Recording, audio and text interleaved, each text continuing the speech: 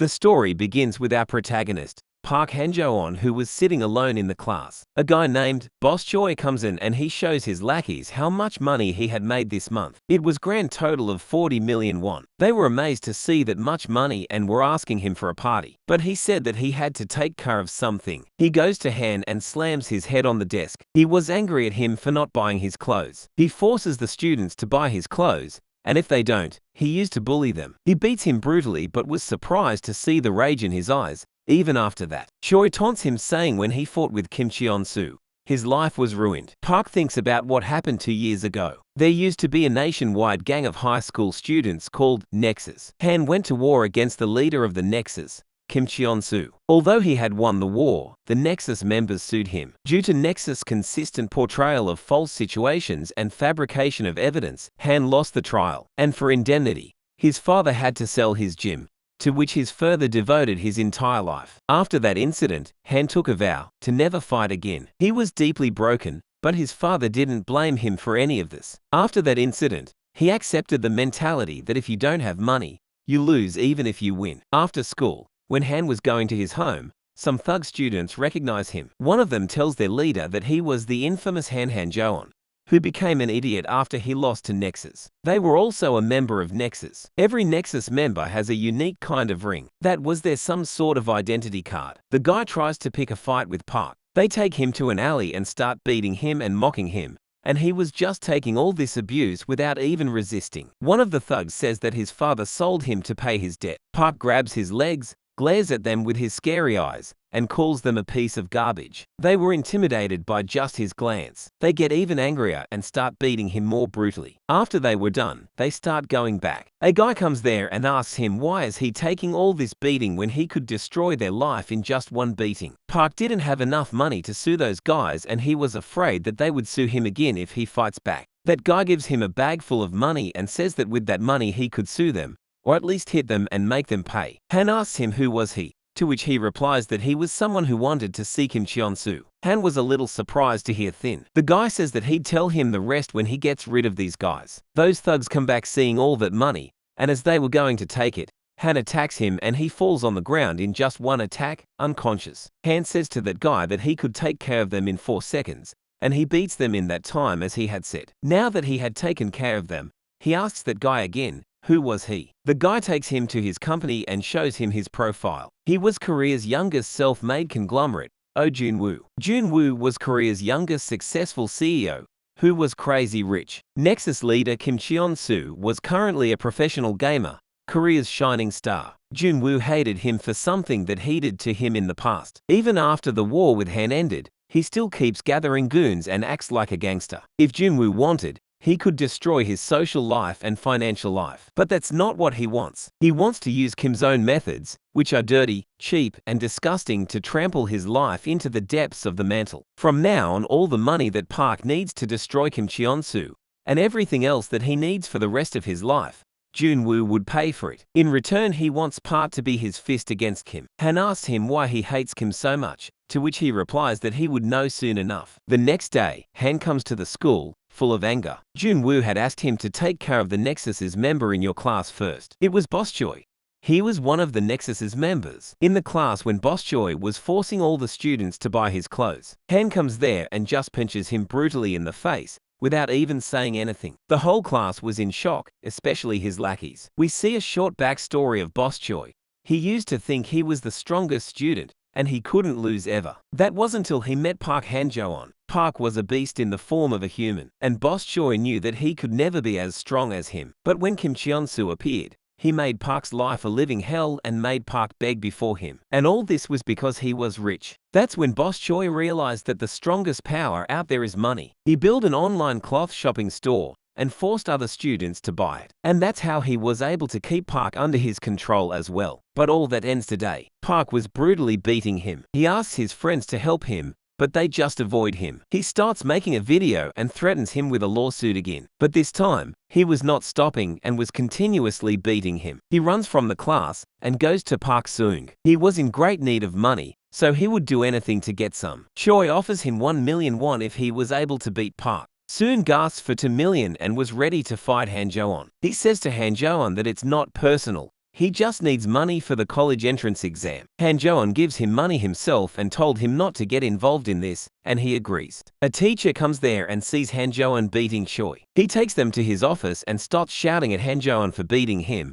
and threatens to expel out of the school. Choi was smiling seeing him in this situation. Han Jo-eun starts beating him in front of the teacher. A man comes there and asks Han Jo-eun to stop now. He was a lawyer from KR Law Firm. The teacher was baffled to hear that because KR Law Firm is the most influential law firm in Korea. After talking to the lawyer, the principal apologizes to Han Jo-eun and expelled Choi from the school. Han Jo-eun asked him how Jun-woo was able to do it. Jun-woo shows him all the illegal deeds the principal had done. Jun-woo just used some of those to blackmail the principal. Jun-woo was going to use the principal to send Choi to juvenile detention, and after that, he would send him to prison too, because he was a disgusting teacher. Choi was angry at him and he decided to get rid of him for good. The next morning, Choi goes to a place where he had ordered some thugs to take care of someone. They were beating Park Soon for not helping him. He wanted them to take care of someone else for him, and he was giving 10 million won for it. The guy in glasses, Jin Sung, asks him who he was. He must be someone big for him to pay that much, to which he replies, Park Han-jun. He was baffled to hear that name. Jin Sung says if it's him, then 10 million is nothing. Choi promises to give 20 more million after they take care of everything, and now Jin Sung agrees. Jun-woo was visiting a burned house. He was talking to someone but there was no one there. We see a picture, and the people in that image were all dead. Jun-woo thinks about the day they died and was extremely angry. His lawyer tells him that Boss Choi had made his move. Jun-woo orders him to take care of it. Han Jo-eun's father gets a decent job and he was very happy. He was wondering why all things are going so well suddenly. Han Jo-eun gets a call from Jun-woo, who told him that Boss Choi had made a move, but they were already there. He asks him who are they when suddenly he sees a truck coming towards him, and the driver was one of the goons. They know they can't win against Han Jo-eun in a fair fight, so they were using cheap tactics like this. Instead of trying to get out of the way, Han Jo-eun runs toward the truck. They were shocked and confused to see that he hits the car and jumps over it. That way he avoided a direct hit with the truck. Han Jo-eun gets up, and now he was really pissed off. But their goal for today was complete. They wanted to make him weak by injuring him first. They get into their truck and retreat, but Han Jo-eun follows and chases them. They were laughing at him for trying to chase a truck, but seconds later were terrified to see him so close to them. He jumps over the truck, breaks the window, catches one of the guys, and jumps off the truck with him. Even though one of their men was caught, they don't stop and keep going. Han Jo-eun asks the guy about their location, but he doesn't answer him, so he starts beating him. When they get to their base, they were celebrating. Boss Choi was angry at him for celebrating, even though they didn't even finish him. Jin Sung gets angry at him for wanting them to kill a beast like Han Jo-eun, and expecting the results immediately. He told him how he would first make him weak and unable to fight back little by little, and when the time comes, they would kill him eventually. They hear a loud punch on their door. The door was made of iron. Even then it got a dent. They hear more punches and Jin Sung asks one of the guys to check outside. When he sees outside, it was Park Han Jo-eun. They were terrified and started panicking. Jin Sung stops them from panicking, saying, no matter how strong he is, he couldn't crush that iron door. The punches stopped. They were relieved thinking he left. But one of the goons sees something and was terrified inside out. It was Han Jo-eun on the window. He breaks the window and gets inside. Jin Sung was stunned because their base was on the 3rd floor. He starts beating everyone there, not giving anyone any chance to escape. Jin Sung orders all his men to attack him at once. But even then they couldn't defeat him. One of the goons hits him with a baseball bat, but the bat broke instead. Han Jo-eun was now even more pissed off and throw that guy out through the window, and he falls from the 3rd floor to the ground. Someone comes there on a bike.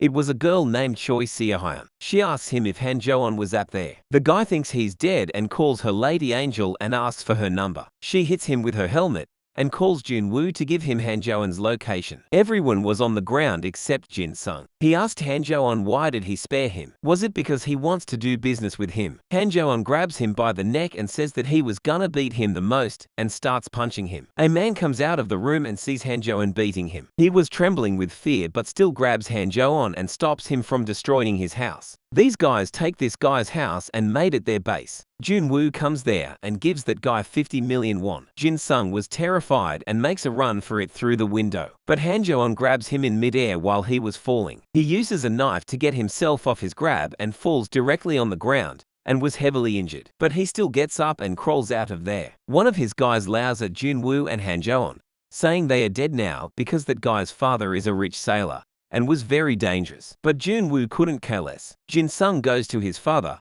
heavily injured, and asks him to get rid of those two for him. His father was furious and calls all his men and goes to fight them. When he arrives there, he recognizes Junwoo and calls him chairman. He gets a call from one of his employees, who told him that all of the deals for this year have been suddenly cancelled, and it was done by the chairman himself. Junwoo looks at him with his devilish eyes. That man grovels before him and begs him not to ruin his company. Junwoo says to him that his son made him spend 50 million won. While it's not a big deal to him, but he wants his son to work for that amount. The next day Junwoo gathers everyone to discuss their future plan. He plans on expanding the team, and the one he wants to include first was Kim Dong-gun from Dongyeon High School, which was in Nexus control. When Han-jeon was at war with Nexus, Kim Dong-gun was one of the guys who fought with him until the very end. Kim was the former #1 at Donghyun High School, and he was also Han-jeon's best friend. During that hellish war, his knees were injured, and he wasn't even able to walk properly. But Junwoo was determined on including Kim in the team. Han was a little hesitant at first, but then Junwoo tells him that Kim was under Nexus control. Now Han was furious. At Donghyun High School, there was a meeting regarding recent incidents that included Han and Boss Choi. They were just discussing it when a guy comes there, terrified, and told them that Han-jeon was the new transfer student. Everyone there was stunned. Han comes to the class and just says that he'd come here to destroy them all. He sits next to a guy named Jo Wooming. He was number 12 in this school. He only transferred this year. His seniors had told him not to mess with Han, but he wanted to see for himself how strong was Han. He keeps annoying Han into fighting him and slaps Han. Han just pinches his face and makes him unconscious, and just sleeps after that. The girl asks Junwoo why he wanted to recruit Kim, even though he was crippled after the fight, to which he replies, it was because of his tenacity. Due to the war that he lost, he was now sharper than ever. At the school, while Han was walking in the hallway, everyone there was looking at him with cold eyes. Now we see Kim, who was unable to even walk properly, and his face was bruised from the all beatings. One of the guys starts beating him ruthlessly because he was late to bring their snacks, and because of that, the guy lost a bet to his friend. Han was watching this and was getting angrier and angrier. The girl asks Junwoo, why to go to all this trouble just to recruit him when you could use your money to make him join the team? To which he replies that Kim was not someone you could just buy with money. In the past, he fought the war only because Hanwha fought, that's all. That is what kind of friend he was. After school, Han goes to see Kim when he was alone. Kim says to him that he had heard that Han was here to destroy this school. Nexus had become way stronger than they used to be. He had given all hope on fighting back, and said that they have lost. Han tells him that they would win this time, to which he replies if he had known that they'd lose, he wouldn't have fought in the first place, and thanks to that he became crippled. But Han promises him that they would win no matter what. The current #1 of the school, Min Kingchul, was watching all this, and he orders his goons to prepare to beat up Park Hanjin. Kim goes to the hospital where the doctor told him to go to a bigger hospital and get a surgery, or he wouldn't be able to use his legs for good. King meets Kim on the way. He was here to taunt him for being crippled and for helping Han before, and says if he was getting any funny ideas of going against him, he'd smash his legs again. King used to be Kim's underling, but he betrayed them by joining Nexus. The next day, King announces on the school mic that all the students in the whole school are to attack Park Hanjin and make him suffer as much as possible. King knows that Park is strong and doesn't underestimate him. He doesn't fight him head-on. Instead, he orders all the students to beat Han for him. And now the entire school was on their way to fight Han, and the war begins. Two guys were thrown out through the window, all beaten up, and Han come out, standing on top of one guy like a demon. All the underlings in that class were wiped out completely. Han says in a scary voice, "Let's see who's the predator." They all attack him, and he just keeps punching them, knocking them out one by one. Meanwhile, Kim was sitting alone in the class, listening to everything that was going on outside, and controlling himself from interfering. Even when they attack him all at once, they couldn't defeat him. Now they started to see that he might be able to beat them all up. Now instead of just attacking him randomly, they tried to hold him and were even able to succeed in that. And now they start beating him. But Han gets out of that predicament as well by beating them brutally, and now the whole hallway was filled with bodies and blood. He didn't even get a chance to catch his breath, and even more thugs come to that floor. Kim was angry at him for being so stupid and fighting them alone. Succombs there and says the Hanjin must be upset because his best friend is just sitting, while he was fighting outside. When Kim asks her who is she introduces herself as Hanjin's colleague. Kim was surprised for a second. He says that he wouldn't fight. She was now here to tell him to fight. She told him why Hanjin is fighting. He already knew that the whole school was gonna come after him, but he still insisted on fighting till the end. And his reason was, he wanted to show Kim that he would win this time. Kim remembers what he had said to him earlier. In the meantime, Hanjin had defeated the second wave of those students as well and now was completely exhausted. Now King himself comes there, clapping and praising Hanjin for defeating those students all by himself. But that was just it. Now, these guys aren't to be taken lightly. Number 5 Jo Seorian, number 7 Choi Min-wook, number 4 King Tae-hoon, number 3 Dae-gil, number 2 Jeon Bo-seok and number 1 King himself. Everyone out there was a monster like Han Jo-on. Even after all that injuries and exhaustion, Han Jo-on still gets in a fighting position. King smirks and orders his underlings to attack him. They all attack him at once, but as Han was going to fight them, someone throws a viper and knocks one of the guys out. They were shocked to see who it was. It was Kim Dong-hyun, the former number 1 of Donghaen High.